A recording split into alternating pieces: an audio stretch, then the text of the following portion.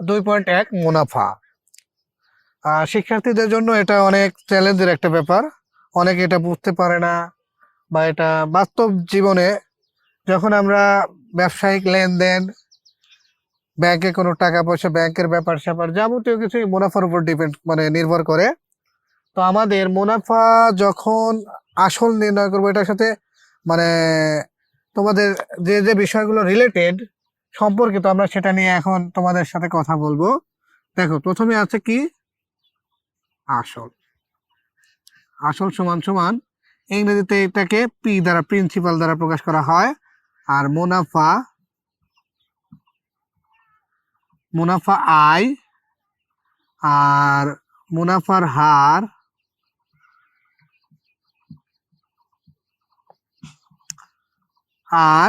আর কি আছে সময়, এন মুনাফা আসল,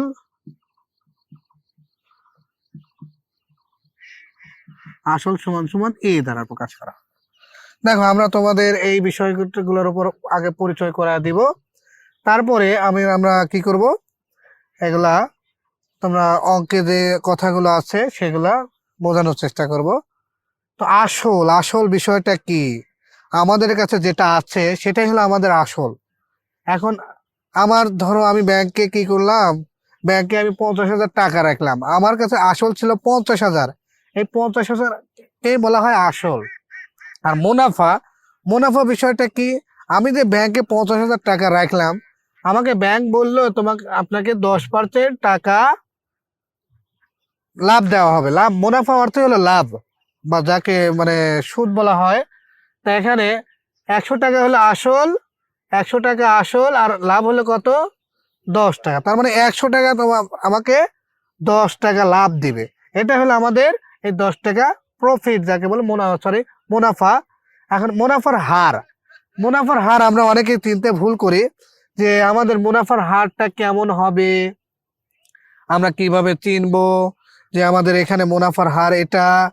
তো আমাদের মুনাফার হার যেখানে থাকবে সেখানেই একটা কথা থাকবে, সেখানে হয় পার্সেন্ট থাকবে, সেখানে হয় পার্সেন্ট থাকবে, না হয় কি থাকবে, বার্ষিক, বার্ষিক মুনাফা, শতকরা বার্ষিক,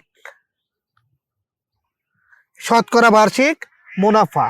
তাহলে শতকরা বার্ষিক মুনাফা এই কথাটা থাকলে আমাদের কি করতে হবে, শতকরা বার্ষিক, শতকরা মানে 100, বার্ষিক মানে 1 বছর, আর মুনাফা মানে তো লাভ। তার মানে কি 100 টাকা 1 বছরের লাভ। তাহলে 100 টাকা 1 বছরে তোমাকে কি দিবে, যে আমি কি লিখলাম, যে শতকরা মানে 100, বার্ষিক মানে 1 বছর, মুনাফা মানে লাভ।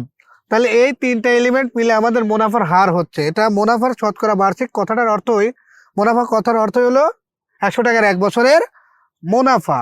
তাহলে মুনাফার হার যখন আমরা থাকবে, তখন আমাদের এটা দেখে আমাদের বুঝতে হবে এটা আমার মুনাফার হার। আর যদি পার্সেন্ট টাকার থাকে তাহলে মনে করো ওটাই আমার মুনাফার হার। তাহলে সময়, সময় তো আমাদের দেওয়াই থাকে, 5 বছর, 1 দিন, 5 দিন, এরকম সময় দেওয়া থাকে। আমরা ওটা কোনো ভিন্নতা থাকে না, ওটা অঙ্কের মধ্যে এমনি বোঝায় দেওয়া থাকে। তো মুনাফা আসল, মুনাফা আসল কথাটার অর্থ কি, মুনাফা আসল হলো যে মুনাফা যোগ আসল, মুনাফা যোগ, এই মুনাফা যোগ আসল, এই দুটা মিলে মুনাফা আসল। এই মুনাফা আসল যেখানে থাকবে, এই মুনাফা আসলকে আমরা অঙ্কে ব্যবহার করবো এমন ভাবে যে মুনাফা আসল যেন ডিভাইডেড হয়। তো আমরা মুনাফা আসল এক কথায় প্রকাশ করবো এরকম ভাবে যে মুনাফা সাথে আসলটা যোগ আছে, সেটা মিলে মুনাফা আসল। এটাকে কি দ্বারা প্রকাশ করা হয়, এ দ্বারা। এখন দেখো, আমি তোমাদের একটা অঙ্ক লিখে এটা সমাধান করে দেওয়ার চেষ্টা করব। দেখো, আমরা অঙ্কের কথাগুলো আগে বুঝতে হবে, অঙ্কের কথাটা যে ভালো বুঝবে সে অঙ্কটা সমাধান করতে পারবে। এখন দেখো, তোমাদের মাঝে একটা অঙ্ক আমি লিখছি, তোমাদের বইয়ের কি আছে, একটা অঙ্ক আমি লিখবো এখন।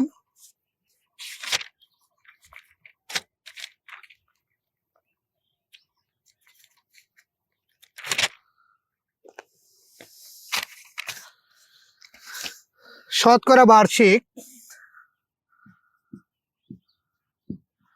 শতকরা বার্ষিক কত মুনাফায়,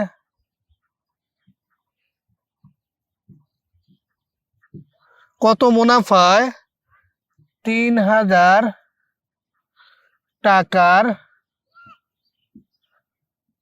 5 বছরের মুনাফা কি 1,500 টাকা হবে। আচ্ছা, দেখো এটা হলো আমাদের অঙ্কের সমাধান করতে হবে। দেখো আমরা কথাগুলো বুঝলেই অঙ্কটা কি জাস্ট একটু বুঝতে পারবো। দেখো আমি কি বলছিলাম, শতকরা বার্ষিক, আমি বলছিলাম শতকরা বার্ষিক, শতকরা মানে কত 100, তাই না? শতকরা মানে 100, আর বার্ষিক মানে কি 1 বছর। মুনাফায় কত, মুনাফায় মানে মুনাফা চাইছে। হ্যাঁ, কত মুনাফায় 3 বছরের টাকা 5 বছরের মুনাফা 1500 টাকা হবে। আমাদের 5 বছরের মুনাফা আমাদের দেওয়াই আছে। দেখো আমাদের যে আগের 4টা এলিমেন্ট আমরা লিখলাম 5টা, আমরা যদি ওটার ভিতর 3টা জানা থাকে, যেমন এখানে আমরা যদি মনে করি যে আসল আমাদের এখানে কত, আসল আমাদের দেখো শতকরা বার্ষিক কত মুনাফা 3,000 টাকার 3,000 টাকা, এই হলো 3,000 টাকার 5 বছরের মুনাফা এত টাকা হবে। তাহলে আমার আসল হলো, আসলকে কি দ্বারা প্রকাশ করা হয়, পি, এখানে 3,000, আর এখানে কত সময়, সময় কি এন, এন সমান সমান কত 5 বছর, আর এখানে মুনাফা, মুনাফা সমান সমান কি আয়, আয় সমান সমান আমরা কি লিখবো 1,500 টাকা। এই জিনিসগুলো তোমরা অঙ্কের মধ্যে ধরতে পারলে দেখো আমরা আর একটা জিনিস বাদ আছে, মুনাফা আসলে অঙ্কের সাথে কোনো রিলেটেড না। এটা তোমরা 4টা এলিমেন্ট জানলে, 4টা এলিমেন্টের মধ্যে 3টা যদি তোমার জানা থাকে তুমি অঙ্কের মধ্যে বার করতে পারো, তাহলে পরবর্তীটা কি হবে এমনি তুমি বার করতে পারবা। দেখো এখানে আমরা কি আরেকটা, তাহলে কি বাদ আছে, আরেকটা বাদ আছে, এখানে কি মুনাফা আসল কথা আছে নাই, তাহলে মুনাফা আসল কথা নেই, তাহলে এটার মধ্যে আরেকটা বাদ আছে, হলো আমি আসল বার করছি, সময় বার করছি, মুনাফা বার করছে। আর একটা কি বাদ আছে, মুনাফার হার। এটা আমরা এখন মুনাফার হার আর সমান সমান হোয়াট, মানে এটা আমার জানা নেই, এটা আমাকে বার করতে হবে। তো আমরা এইভাবে অঙ্কগুলো দেখো, শতকরা বার্ষিক কত মুনাফায়, শতকরা বার্ষিক কত মুনাফায়, এই কথাটার অর্থই হলো যে 100 টাকার 1 বছরের মুনাফা কত হবে। যে 100 টাকার 1 বছরের মুনাফা যদি কত টাকা হলে 3,000 টাকার 5 বছরের মুনাফা 1,500 টাকা বা 1,500 টাকা হবে। তো আমরা পরবর্তী অঙ্কটা সমাধান করব। দেখো তোমাদের হয়তো বা সূত্রগুলো দেয়া হয় নাই, তো সূত্রটা পরবর্তীতে আমরা দিব। দেখো সূত্রটা আমার সূত্রের মাধ্যমে সমাধান করব কিংবা লিখে সমাধান করব। আমরা সূত্রের মাধ্যমে যদি করি তাহলে কি হবে, দেখো আর এখানে আমরা আই সমান সমান লিখতে পারি PRN, এই একটা সূত্র দিয়ে আমরা বাকি 3টা সূত্র আবিষ্কার করতে পারবো, আমাদের মনে রাখার কোনো প্রয়োজন নাই। তা আমাদের কি চাইছে, দেখো আই 1 2 3 4, 1 2 3 4, 4টা এলিমেন্ট দিয়ে আমাদের কাজ। এখন দেখো আমার চাইছে হলো কি আর, তাহলে আর এখানে গুণ আকার আছে, তাহলে আরটা যদি আমি এই পাশে নিয়ে আসি, আর এই আইটা উপরে যাবে।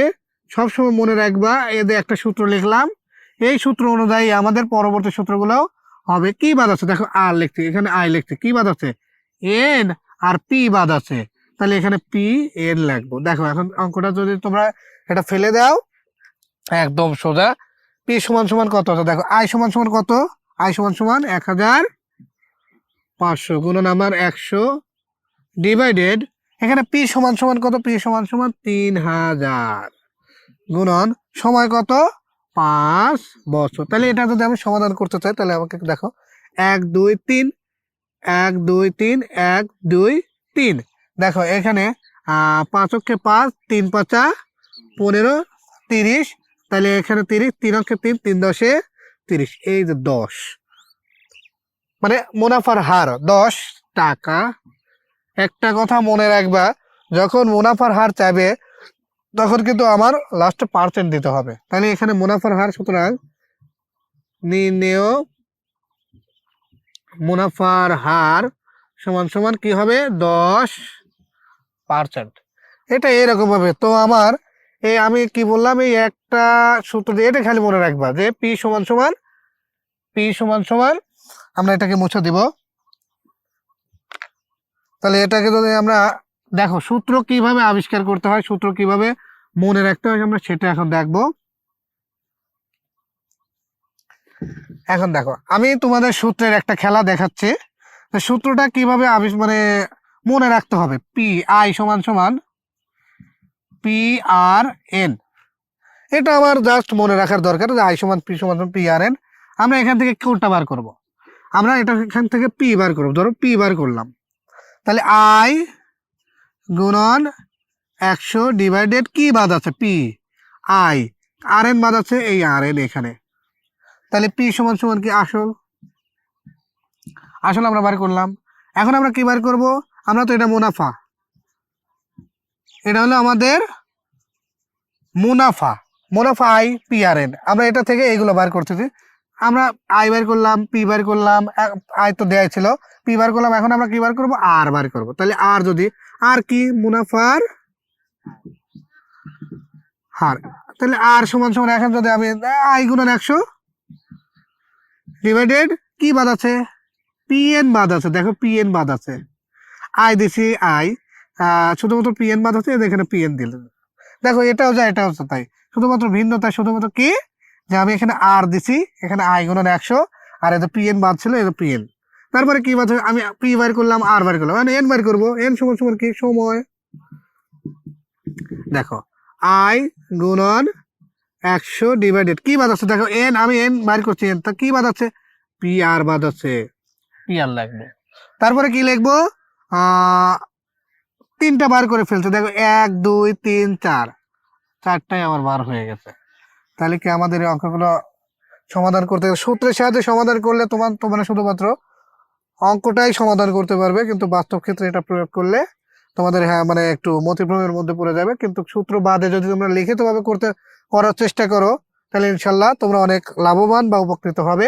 তো আমি পরবর্তীতে তোমাদের লিখিত আকারে কিভাবে অঙ্কগুলো সমাধান করতে হয় সেগুলো দেখাতে দেবো। ধন্যবাদ।